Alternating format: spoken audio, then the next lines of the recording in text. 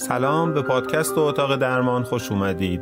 من محمد بهشتیان هستم و اینجا در اتاق درمان قراره درباره موضوعات متنوع روانشناسی صحبت کنیم. از اختلالات روانشناختی یا سلامت روان گرفته تا توسعه فردی و راهکارهای عملی برای بهبود کیفیت زندگی.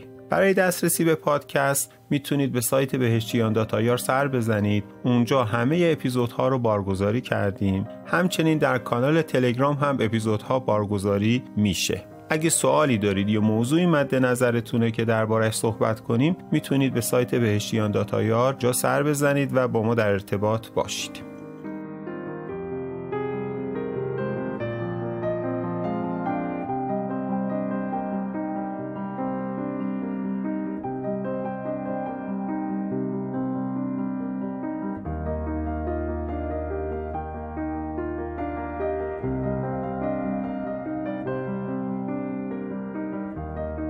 این اپیزود دوم از مجموعه اپیزودهاییه که درباره هیپنوتیزم من صحبت میکنم.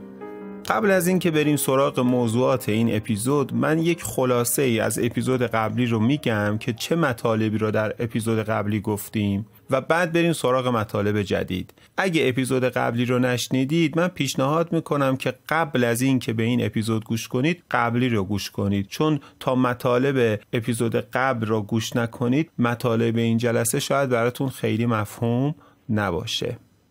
در جلسه قبلی من اول اومدم هیپنوتیزم رو تعریف کردم و عرض کردم که هیپنوتیزم یکی از واژه‌هایی که خیلی مبهمه و تعاریف متعددی داره، اما یک تعریفی که بیشتر متخصصین سرش اشتراک دارن اینیه که عرض میکنم خدمتتون. هیپنوتیزم حالتیه از تمرکز عمیق و آرامش ذهنی که در اون فرد آگاهی معمولش یه مقدار کم میشه و 4 ویژگی داره: قدرت تجسم، تلقین پذیری و تمرکز افزایش پیدا میکنه و دسترسی به ضمیر ناهوشیار راحت تر میشه. بعد از اون اومدیم درباره باورهای غلطی که درباره هیپنوتیزم هست صحبت کردم و به عبارت دیگه گفتم که هیپنوتیزم چه چیزهایی نیست. از مهمترین مطالبی که جلسه قبل در این مورد گفتم یکیش این بود که هیپنوتیزم خواب نیست. نوار مغزی فردی که خوابیده با کسی که هیپنوتیزم شده متفاوته که من در سایت گذاشتم، میتونید عکس جفتش رو نگاه کنید. عکس نوار مغز فردی که خوابیده و عکس نوار مغز کسی که هیپنوتیزم شده. بعد از اون گفتم که در هیپنوتیزم ناهوشیاری وجود نداره. یعنی اینطور نیستش که من از محیط اطراف درکی نداشته باشم. البته این یه استثناء داره که قراره امروز درباره‌اش توضیح بدم. باور غلط بعدی که صحبت کردم این بود که ممکنه کسی بعد از هیپنوتیزم شدن دیگه بیدار نشه، که گفتیم خیلی باور غلطیه. یا اینکه هیپنوتیزور نتونه شما رو بیدار کنه، گفتیم این هم یک باور غلطه. باور غلط دیگه ای که گفتم این بود که هیپنوتیزور میتونه خاطرات و رازهای زندگی شما رو فاش کنه. اینم توضیح دادیم که به این سادگی نیست. اگه به این سادگی بود که به سادگی در روانشناسی جنایی ازش استفاده میکردن. باور غلط دیگه این بود که با هیپنوتیزم درمانی میتونیم هر مشکلی رو در یک زمان خیلی کوتاه درمان بکنیم، یا این که هیپنوتیزم درمانی میتونه همه بیماری ها و مشکلات رو درمان بکنه، که گفتم اینها هم باورهای غلطیه. جلسه پیش هم گفتم بعد از این صحبت ها شاید یه سوالی به ذهن شما بیاد، بگید آخه من یه تجاربی رو دیدم، جاهایی بودم، بعضی از مراجعین من میگن یا توی کارگاه ها مطرح میکنن یا در یوتیوب، نمیدونم اینستاگرام، یه چیزهایی دیدم. پس اونا چیه؟ اونایی که ما دیدیم با این چیزهایی که تو میگی فرق میکنه. امروز میخوام یه مقداری این مسئله رو باز بکنم. قبلش باید ببینیم خلسه چیه و عمق خلسه چیه. اصطلاحاً کسی که هیپنوتیزم میشه میگیم وارد خلسه هیپنوتیزمی شده. خلسه رو میتونیم به خواب تشبیه بکنیم. فراموش نکنیم جلسه پیش هم گفتم خواب نیست، اما چون مأنوسه برای ما خواب و راحت تر درکش میکنیم تشبیهش میکنیم به خواب. هممون میدونیم که خواب عمق‌های متفاوت داره. یه نفر میگه من خوابم خیلی عمیقه، یه نفر میگه خوابم سبکه، یه نفر میگه نه متوسطه. خلسه هم همینطوره، عمق‌های متفاوت داره. ما از خلسه سبک داریم تا خلسه بسیار عمیق. شبیه خواب تصورش بکنید. اون کسی که خوابش خیلی عمیقه یک صدای انفجار هم اصطلاحاً باشه نمیشنوه، اما اون کسی که خوابش سبکه با یه اشاره کوچیک از خواب بیدار میشه. تقریبا در خلسه هیپنوتیزمی هم همینطوره. کسی که خلسش عمیق تره میزان ارتباطش با دنیای بیرون میتونه کمتر باشه. میزان ارتباطش با دنیای بیرون میتونه، به واژه میتونه دقت بکنید، یعنی با خواست میتونه کمتر باشه ارتباطش با دنیای بیرون که من توضیح میدم. استانداردهای مختلفی برای تعیین عمق خلسه هست. مثلا یه مقیاسی برای دانشگاه استنفورد هست که بهش میگن مقیاس استنفورد هیپنوتیزم. یه مقیاس برای دانشگاه هاروارد هست که بهش مقیاس هیپنوتیزم هاروارد میگن. مقیاس دیویس هازبند هست و مقیاس آرونز. آقای هری آرونز کسی است که خیلی در حوزه هیپنوتیزم کار کرده، پژوهش‌های متعددی داره، کتاب‌های فوق‌العاده‌ای در این حوزه تألیف کرده و یه مقیاسی داره برای تعیین عمق خلسه که اون هم یک مقیاسیه که خیلی کاربردی هست و چون قابل درک‌تره برای عموم، من معمولاً در کارگاه‌ها اول این مقیاس رو توضیح میدم. الان برای شما بگم که این مقیاس چیه تا شما متوجه بشید عمق خلسه طبقه بندیش یعنی چی. پس یادمون باشه، فراموش نکنیم داریم چی میگیم. گفتیم خلسه هیپنوتیزمی عین خواب عمق داره. متخصصین اومدن این عمق رو طبقه بندی کردن. مثلا فرض بگیریم در زبان فارسی ما یه خواب سبک داریم، معمولی داریم و عمیق داریم مثلا. حالا در مورد خلسه هیپنوتیزمی آقای آرونز اومده 6 مرحله کرده عمق خلسه رو که من اسم میبرم. مرحله اول ورود به خلسه بهش گفته میشه. مرحله دوم خلسه سبک. مرحله سوم خلسه متوسط. مرحله چهارم خلسه عمیق. مرحله پنجم مرحله سومنامبولیسم بهش گفته میشه و مرحله ششم خلسه فوق عمیق بهش گفته میشه. پس 6 مرحله شد خلسه هیپنوتیزمی، از سبک تا بسیار عمیق.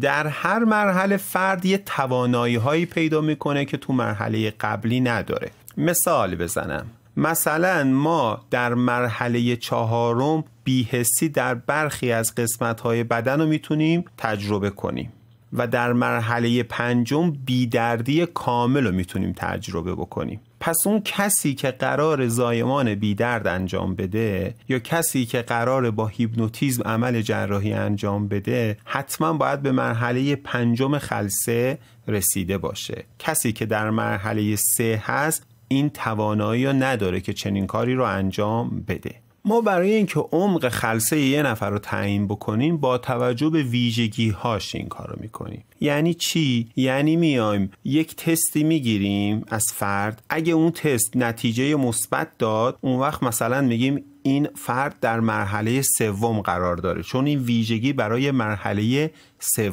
هست.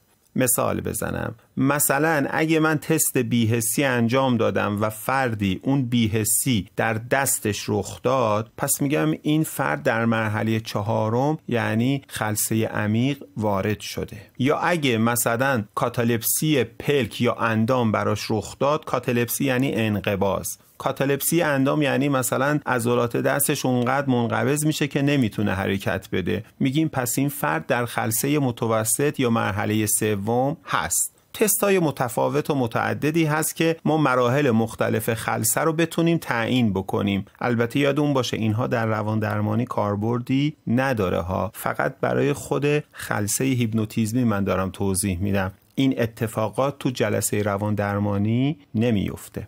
هرچه خلسه فرد عمیق تر بشه آگاهیش از محیط کمتر میشه. در خلسه فوق عمیق یا همون مرحله 6 ما میتونیم کاری بکنیم که عین خواب بشه براش خلسه، یعنی آگاهی از محیط نداشته باشه. پس ببینید اون استثنایی که من در جلسه قبلی گفتم همینجاست. گفتیم هیپنوتیزم خواب نیست، هیپنوتیزم ناهوشیاری نیست، اما میتونیم در خلسه بسیار عمیق ناهوشیاری رو ایجاد بکنیم از محیط بیرون. حتی کارهای پیچیده تری میشه کرد. مثلا شما میتونید کاری بکنید که فرد اون چیزی که شما میگید رو ببینه. یعنی در حالت خلسه عمیق هیپنوتیزمی چشماشو باز کنه اما محیط اطرافو نبینه، یک چیز دیگه ببینه، یا بالعکس چیزی که جلوش هست رو نبینه با اینکه چشماش بازه. به عبارت دیگه اون کره چشم و خود چشم رو که میدونید مثل یه دوربین عمل میکنه دیگه، اطلاعات بعداً توی مغز پردازش میشه. ما میتونیم کاری بکنیم که دیگه چشم اطلاعاتی که دریافت میکنه به یک شکل دیگه‌ای در مغز پردازش بشه. میشه رو همه حواس تأثیر گذاشت. به عبارت دیگه میشه توهماتی برای فرد ایجاد کرد، چیزی که نیست رو براش ایجاد بکنیم یا چیزی که هست رو کاری بکنیم حس نکنه. مثلا یه تست استانداردی که من در کارگاه‌ها برای شرکت کننده ها نشون میدم اینه که مثلا یک لیوان فرض بگیرید شما آب لیمو یا سرکه رو بدیم به اون فردی که هیپنوتیزم شده، یک جا سر میکشه به خیال اینکه مثلا داره شربت چی میخوره؟ پرتقال، و ذره‌ای هم احساس این نمیکنه که یه چیز ترشی رو داره میخوره. یعنی چی؟ یعنی دیگه اون احساسی حس چشاییش داره رو مغز طور دیگه ای پردازش میکنه. یا میشه کاری کرد که در فرد فراموشی ایجاد بشه، مثلا این که اسم خودش رو فراموش بکنه و خیلی ویژگی های دیگه. البته یادمون باشه اینها موقتیه ها، با خودتون نگید خب اگه ما بتونیم این کار بکنیم که اصلا فرد هویت خودش از دست میده. نه، بازم تاکید میکنم هیپنوتیزم قرار نیست معجزه بکنه، این دوتا رو با هم یکی نگیریم. ویژگی های فوق العاده ای افراد در مرحله خلسه فوق عمیق پیدا میکنن، اما اکثر اونها موقتیه. و یه نکته مهم، حتی در مرحله خلسه فوق عمیق هم اگه با باورهای بنیادین فرد متعارض باشه، شما نمیتونید بگید فلان کار رو انجام بده. پس یادتون باشه همیشه اراده فرد وجود داره، هر کاری رو اون فرد انجام نمیده. این نکته خیلی مهمه ها که هیلگارد چندین دهه پیش در این حوزه خیلی پژوهش کرد. دید شما نمیتونی هر چیزی رو به فردی که خلسه فوق عمیق داره بگی انجام بده، چون یه بخش از مغز انگار مانع میشه، نمیذاره، میگه نه من اینو نمیخوام انجام بدم. حتی جالبتر از اون، من تو تجاربم تو هیپنوتیزم درمانی زیاد دیدم که برخی از خاطرات رو میگه الان نمیخوام در موردش صحبت بکنم. یعنی ببینید ناهوشیار حواسش هست، میگه من این اذیتم میکنه، فعلا نمیخوام باهاش مواجه بشم. پس بی ارادگی در هیپنوتیزم وجود نداره. هیلگارد یه چیزی رو توی پژوهشاش متوجه شد که دید یه جاهایی مراجع مقاومت میکنه، یعنی کارهایی که بهش گفته میشه رو انجام نمیده. بعدن بر اساس پژوهشاش اسم اونو گذاشت ناظر پنهان. من مثل یه پدر تشبیهش میکنم همیشه برای دانشجوها که میگم ببینید یه پدر حواسش به نوجوانش هست. اگه یه کارهایی میکنه که کار بد اساسی نیست، خیلی به روی خودش نمیاره. اما اگه یه روزی بدونه بچهش داره میره مواد مخدر مصرف میکنه، قاطع میره جلوش وای میسته. ناظر پنهانم همینه.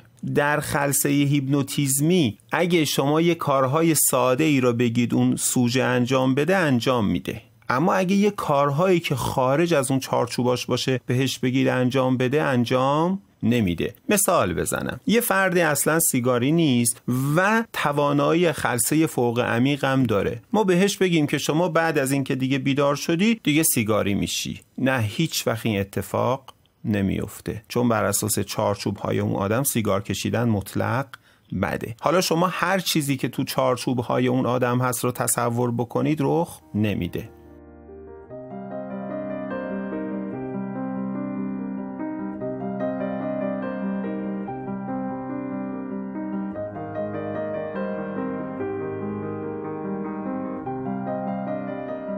الان اینجا یه صحبتی پیش میاد، همون چیزهای نمایشی که احتمالاً تو اینستاگرام و یوتیوب دیدید. یه نکته بگم تا اینو بازش بکنیم با هم. ببینید همون آقای هیلگارد که خیلی سالها همراه همسرش در حوزه هیپنوتیزم پژوهش کردن، یه چیزی فهمیدن که درصد خیلی کمی از آدم‌ها خلسه فوق عمیق رو تجربه میکنن. حدود 1% آدم‌ها، یعنی از هر 100 نفر 1 نفر. 100 تا مراجع شما در ماه میبینید، شاید 1 نفرش این ویژگی رو داشته باشه. این خیلی مهمه. بعدش همون 1 نفر رو میان تو اینستاگرام نمایش میدن، بعدش همه فکر میکنن هیپنوتیزم اینه. مثل اینه که شما بچه‌تون رو بفرستید مدرسه چون هفته قبل یه ویدیویی از مریم میرزاخانی دیدید، میگید خب همینه دیگه، بچه من میره مدرسه، میره در تاپ ترین لول ریاضیات دنیا قرار میگیره. ببینید این میشه یه اتفاق غلط. یا همون مثالی که در اپیزود قبلی زدم، من میرم در گوگل میزنم ماشین، یه دونه ماشین فراری میاد، بعدش میگم خب ماشین اینه دیگه. بعد میرم تو خیابون میگم خدایا پس اینایی که تو خیابون میبینم چیه؟ پس چرا یه دونه فراری من نمیبینم؟ این یعنی چی؟ یعنی یک چیز استثنایی کسی که خلسه فوق عمیق تجربه میکنه ما اینو به عنوان یه قاعده نگیریم. این همینه که یه آقای دیگه هم داره از همین ناآگاهی مردم سوء استفاده میکنه، اسمشو گذاشته هیپنوتیزم بیدار. یعنی چی؟ یعنی ما یه هیپنوتیزم خواب داریم، من هیپنوتیزم بیدار انجام میدم، در صورتی که همه هیپنوتیزم بیدارن. کسی که نمیخوابه 1، 2 کسی که براش احتمال ناهوشیاری هست فقط کسیه که خلسه فوق عمیق رو تجربه میکنه، اونم 1%. در کارگاه هیپنوتیزم خب بچه ها در کارگاه خیلی مشتاقن که اینها رو ببینن، به خصوص خلسه فوق عمیق که تجربه واقعا فوق‌العاده‌ایه. من به بچه ها میگم ببینید این شانس شماست، شما از این 30-40 نفر یه نفرتون این ویژگی ها داشته باشه که من بتونم به اون مرحله برسونم شما ببینید. یعنی احتمال، چون 1% شما 30 نفرید، 40 نفرید، 25 نفرید، پس ممکنه نباشه در شما. که البته من برای کارگاه ها یک فردی که این توانایی را به صورت استثنایی داره معمولاً میبرم که اونجا ببینن بچه ها چیه این خلسه فوق عمیق، و البته همش تاکید میکنم میگم این مثل همون ماشین فراری است، یادتون باشه شما تو خیابون با پراید و پژو سر کار دارید. تصوراتتون اشتباه نشه. شما وقتی درمانگر میشید 99 تا مراجعتون خلسه سبک تا متوسط داره. شما اونها رو میخواید با تکنیکای درمانیتون درمان کنید و همون هم کافیه. تأکید میکنم خلسه سبک تا متوسط برای روان درمانی کاملا کافیه. درصد هیلگارد رو بگم تا یادمون نرفته. آقای هیلگارد به این نتیجه رسید که حدود 70 تا 80% افراد خلسه متوسط پیدا میکنن. 10 تا 20% اصلا هیپنوتیزم پذیر نیستن.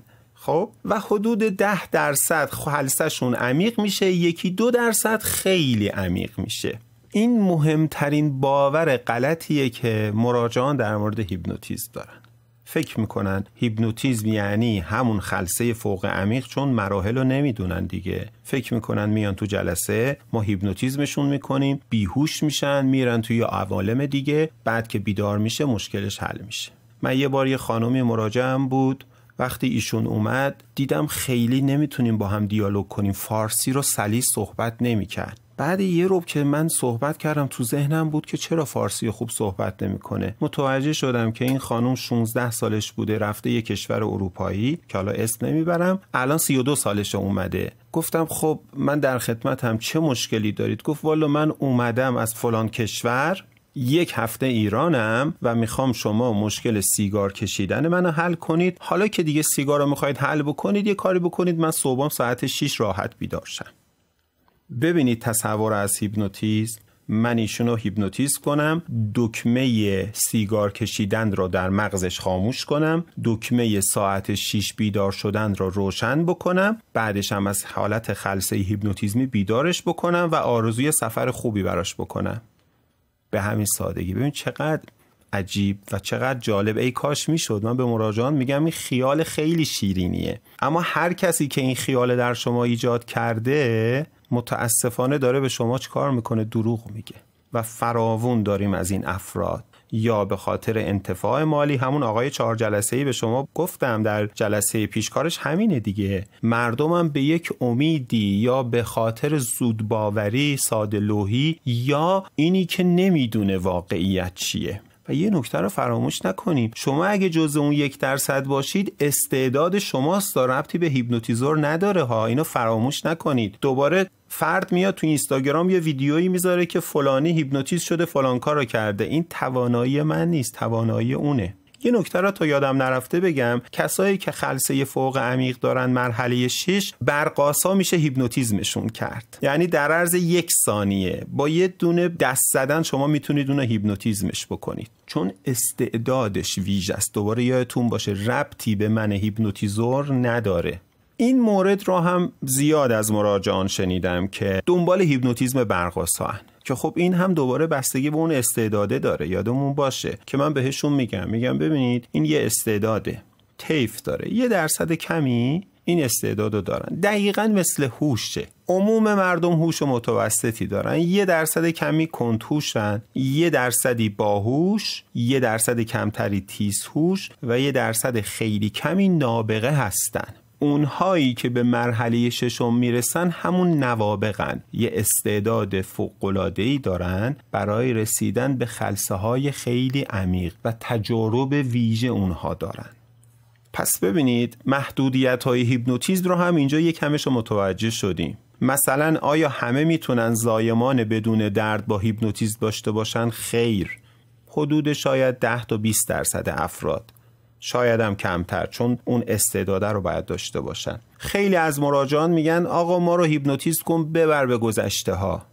میگم خب اول شما این طبقه بندی ها ببین، درصد بندی رو هم ببین. یه احتمال 5% وجود داره که شما جزو اونا باشی. ما تست هامون رو انجام میدیم، بررسی هامون رو میکنیم، اگه شد بله برای شما امکان پذیره که برگردی به گذشتت. منظور از بازگشت به گذشته به این شکل نه این که به یاد بیاری، انگار میشی اون آدم 6 ساله، همه چیز اون 6 سالگی به یادت میاد. حالا صحت و سقمش خیلی صحبت ها داره که مفصل من فرصت نیست اینجا بخوام بازش بکنم، اما این دوباره یک تواناییه که توی خلسه مرحله 5 و تا حدی هم 4 دیده میشه. خب صحبت های این بخش رو من خلاصه بکنم. گفتیم خلسه عمق داره، طبقه بندی های مختلفی براش هست که یکی از طبقه بندی هایی که راحت تر متوجهش میشیم طبقه بندی آقای آرونز هست که 6 مرحله شد، از سبک تا خیلی عمیق، که هر چقدر عمیق تر بشه درصد کمتری از افراد توانایی رسیدن بهش رو دارن و ویژگی های خاصتری فرد توی اون مرحله پیدا میکنه. بعدش گفتیم که میزان هیپنوتیزم پذیری افراد هم مثل هوشه. عمده مردم هیپنوتیزم پذیری متوسط دارن، 70 تا 80% مثل هوش. 10 تا 20% اصلا هیپنوتیزم پذیر نیستن، یعنی ما تلاش هم بکنیم نمیشه یا خیلی خلسه سبکی رو تجربه میکنن. و 1% کمی حدوداً 10 تا 15% خلسه عمیق و 1% خیلی کمتری خلسه بسیار عمیق رو تجربه میکنن. یه نکته مهم رو بگم، خیلی مهمه. یک سری از مراجعان وقتی متوجه میشن که نمیتونن اون خلسه عمیق رو تجربه بکنن ناامید میشن. وقتی بهشون میگم واقعیت اینه نه اون چیزی که توی اینستاگرام دیدی، ناامید میشن. من یک نویدی رو به شما بدم. برای روان درمانی ما اصلاً به خلسه خیلی عمیق نیاز نداریم. پس اصلاً دغدغه اینو نداشته باشید که شما به اون خلسه نمیتونید برسید، نیازش نداریم. حتی جالبه براتون بگم که ما در هیپنوآنالیز، یعنی روانکاوی در هیپنوتیزم، یه جاهایی نیاز اگه فردی عمق خلسش خیلی زیاده، یعنی در مرحله 5 و 6 عمدن عمق خلسش رو بیاریم 3 تا بتونیم یک سری کارها رو انجام بدیم. این بخشش شاید براتون ابهام باشه، چطوری میشه عمق رو بالا پایین کرد. خب اینا بحثای خیلی مفصل و تخصصیه که فرصت نیست اینجا دربارش بگم، اما این نکته جالبه که ما اصلا به مرحله 5 یا 6 نیاز نداریم در روان درمانی. و از همه مهمتر تکنیکی خوب و مؤثره که برای اکثر مردم قابل استفاده باشه. دوباره یه مثال ماشین بزنم. ما یه جاده‌ای بسازیم که بگیم آقا یک سری ماشین‌ها هستن سرعتشون 350 کیلومتر در ساعته، اون جاده برای اون ماشینا باشه. میگیم ما اصلا نیازی نداریم، ما 99% ماشینامون سرعتشون 150 تا 120 تاست، جاده برای اونا نیاز داریم. اما اون 1% رو میشه سریعتر درمان کرد. اما نه هر مشکلی، مشکلات ساده رو میشه در کوتاه مدت درمان کرد. من مراجعانی بودن که ترس هاشون رو در عرض 5 دقیقه درمان کردم. یه ترس ساده، نه یه مشکل مزمن و پیچیده. با قاطعیت بهتون میگم مشکلات مزمن روانشناختی و مشکلات پیچیده روانشناختی را حتی برای اون 1% افراد هم در جلسات کوتاه نمیشه درمان کرد. باز هم تأکید کنم جملم رو، برای اون 1% که خلسه‌شون هم بسیار عمیقه، اگه اختلالات مزمن دارن اون رو در کوتاه مدت ما نمیتونیم درمان کنیم. فراموش نکنید یه مشکل ساده، مثلا یه ترس ساده داره یا یه اضطراب سخنرانی ساده داره، بله اونها رو میشه در کوتاه مدت درمان کرد. اما همون آدم 1% رو اگه یک وسواس شدید داشته باشه، نه، مطلق بدونید که در کوتاه مدت نمیشه. اگه اختلال 2 قطبی داشته باشه اصلا نمیشه با هیپنوتیزم درمان کرد، حتی اگه 1% باشه. خانومی برادرش را آورده بود برای یک اختلالی و میگفت برادر من شما رو پیدا کرده، خیلی به شما امید و ایمان داره و میدونه که شما میتونید بهش کمک بکنید. من بررسی کردم مشکل برادرش را، حالا با جزئیات نمیگم اختلالش چی بود، اما بعدش خواهرش آخر جلسه گفتم بیاد داخل، گفتم ببین بهترین کمکی که من و تو میتونیم به برادرت بکنیم اینه که به سمت این سوقش بدیم که بره دارو بخوره. و چون برادرش خیلی مقاومت میکرد در برابر مصرف دارو، ما برنامه درمانیمون این شد که اول چه بکنیم که این فرد بپذیره دارو بخوره و بعد از این که 1 ماه دارو رو مصرف کرد خیلی حالش بهتر شد. چرا این کارو کردم؟ چون بررسی کردم، میدونستم اگه ما مسیری غیر از این بریم بن‌بسته، باید کمکش بکنیم از طریق دیگه و اگه اون دارو رو نمیدادیم به این آقا بخوره شاید آسیب فیزیکی میزد به خواهر و مادرش، چون شاید هفته 3 روز با چاقو به سمت اونها حمله ور میشد. خب فکر میکنم برای این اپیزود کافی باشه. مطالب رو من یه خلاصه‌ای میکنم، بقیه مطالب رو جلسه بعد میگم. من در اپیزود بعدی میخوام بگم که چه اختلالاتی رو نباید با هیپنوتیزم درمان کرد، چه افرادی رو نمیشه هیپنوتیزم کرد، هیپنوتیزم چه خطراتی داره و اگه فرصت شد درباره کاربردهای هیپنوتیزم هم صحبت بکنم و همچنین محدودیت‌های هیپنوتیزم. امروز خلاصه صحبت ها می شد که من عمق خلسه رو گفتم، از سبک تا خیلی عمیق، و گفتیم که 1% افراد خیلی محدودن که خلسه خیلی عمیق رو بتونن تجربه بکنن و گفتم که در روان درمانی ما اصلا به خلسه خیلی عمیق نیاز نداریم. افرادی که خلسه عمیق رو تجربه میکنن تجارب ویژه دارن، خیلی فوق‌العاده است، اما اونها جزو استثناءات هستن. عموم مردم خلسه عادی رو تجربه میکنن که درش هوشیاری وجود داره اما کاملا برای روان درمانی کافیه. و چون بر اساس آمارها 90% افراد هیپنوتیزم پذیر هستن، هیپنوتراپی برای 90% افراد مؤثر و مفیده. اون 1% که خلسه عمیق دارن یک تجربیات ویژه‌ای دارن که در روان درمانی خیلی کاربردی نداره. امیدوارم که خوب و خوش باشید، مراقب خودتون باشید. تا اپیزود بعدی که درباره هیپنوتیزم باز هم صحبت بکنیم، خدا نگهدار.